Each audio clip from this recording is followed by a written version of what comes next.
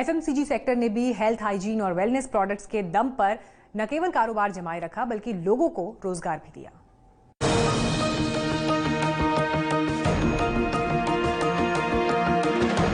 Corona काल में ज्यादातर सेक्टर संकट का सामना कर रहे हैं, लेकिन जिस तरह पीएम ने बार बार आपदा में अवसर खोजने की बात कही है, उसका असर भी कई सेक्टर्स के कारोबार में आए बदलाव के तौर पर देखा जा रहा है। सबसे बड़ा फायदा ई कॉमर्स सेक्टर और डायरेक्ट सेलिंग इंडस्ट्री को मिला है।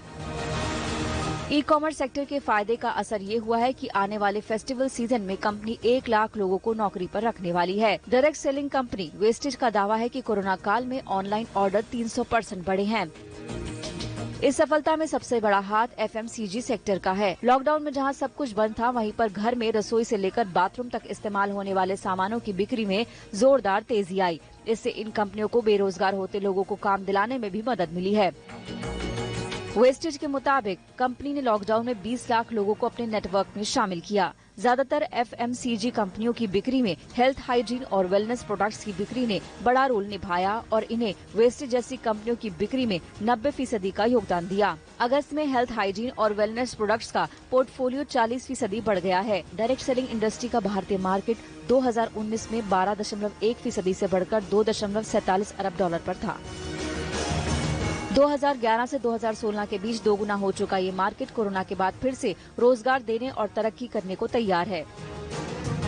Direct selling industry specially online जो हमारे प्रोडक्ट्स की डिमांड बहुत ज्यादा बढ़ी है, इसके करके ना ही सिर्फ प्रोडक्ट्स के करके लोग इसका बेनिफिट उठा रहे हैं, बल्कि पैंडेमिक के टाइम पे लाखों करोड़ों लोगों ने जिन्होंने अपनी नौकरियां गंवा दी थी, डायरेक्ट सेलिंग इंडस्ट्री ने उनको एक बहुत बड़ी अपॉर्चुनिटी दी है ताकि अपने लिए एक sustainable and viable source of income देख सकें।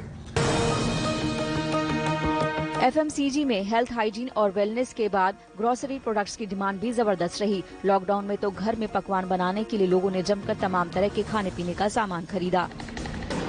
पिछले 4-5 महीनों में लोगों ने घर पे खाने के साथ ज्यादा एक्सपेरिमेंट किए हैं। रेस्टोरेंट्स डाइन इन बंद थे और सेफ्टी रीजंस के चलते फूड डिलीवरी भी काफी कम हो गई थी।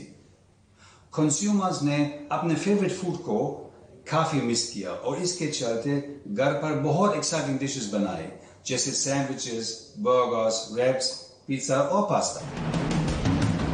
ग्रोसरी की डिमांड का अभी तक ये असर है कि जियो मार्ट से मुकाबला करने के लिए सभी ई कॉमर्स कंपनियां सितंबर के आखिर से दिवाली तक दाल चावल के कारोबार से जियो से टकराएंगी।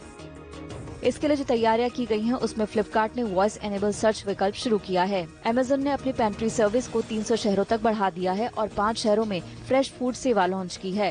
मार्केट लीडर बिग बास्केट अपने प्रोडक्ट्स की रेंज को 30,000 से बढ़ाकर 40,000 करने जा रहा है। ग्रोफर सितंबर के आखिर से दिवाली तक इवेंट आयोजित करेगा।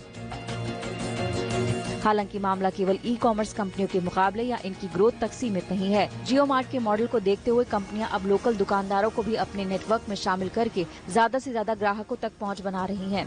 आज तक ब्यूरो। बिजनेस आज तक में फिलहाल इतना ही, लेकिन